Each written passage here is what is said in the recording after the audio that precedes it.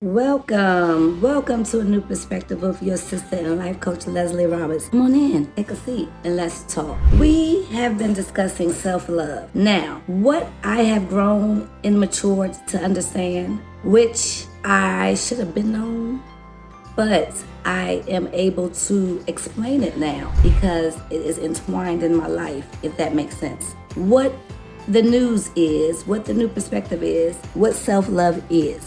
Self-love is responding to God's love, period.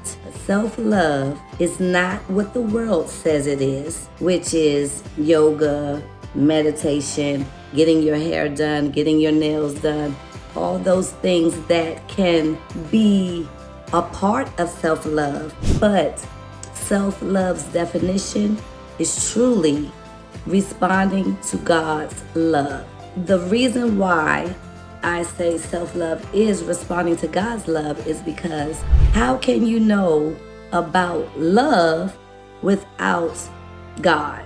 You can't, because God is love. And you cannot learn who you are without God, because God is love and God is your creator. You can't learn about what makes you tick and what you love and don't love and what you need to relax and what you need to survive and what you need to do in times of anxiety in your life without the creator who created you, who knows all about you, all that's within you, all that is comprised within you, all the trauma, all the memories, all the things about you. How can you understand self-love and understand yourself without knowing first the creator who created you and can tell you about you? In learning to respond to God's love towards you is all about self-love. How does it make sense? I just told you. Who knows you better? Who is love? And who has your future in scope? All those three answers are God. Now, in God, He has attributes, and His attributes make Him who He is. So, I have three examples on how responding to God's ushers in self-love. Number one, forgiving. If you forgive other people when they sin against you, your Heavenly Father will also forgive you. So He's telling us that if we forgive, we are forgiven.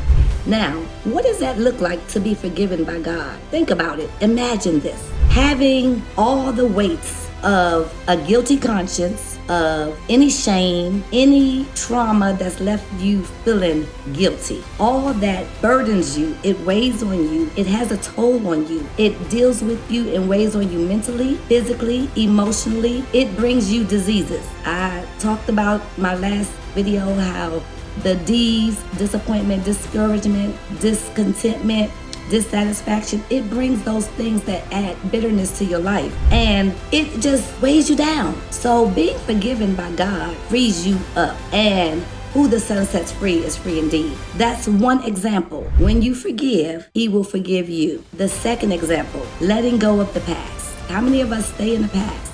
How many of us stay in a traumatic state or memory from our past that will not allow us to move forward? We all do it. So let's understand what that is doing to us. Letting go of the past. Forget the former things. Do not dwell in the past. See, I am doing a new thing. Now it springs up. Do you not perceive it? I am making a way in the wilderness and streams in the wasteland. God says that. He says that. So can't you perceive it? Can you not perceive it? Can you perceive it? He's making a way in the wilderness and streams in the wasteland for you. He's doing a new thing. So let go of the past. He says this in His word, let go of the past. And the third example is being kind. He says, a man who is kind benefits himself, but a cruel man hurts himself. If that's not self-love, I don't know what it is. That's self-explanatory. So I gave you three examples and benefits of responding on how to respond to God's love,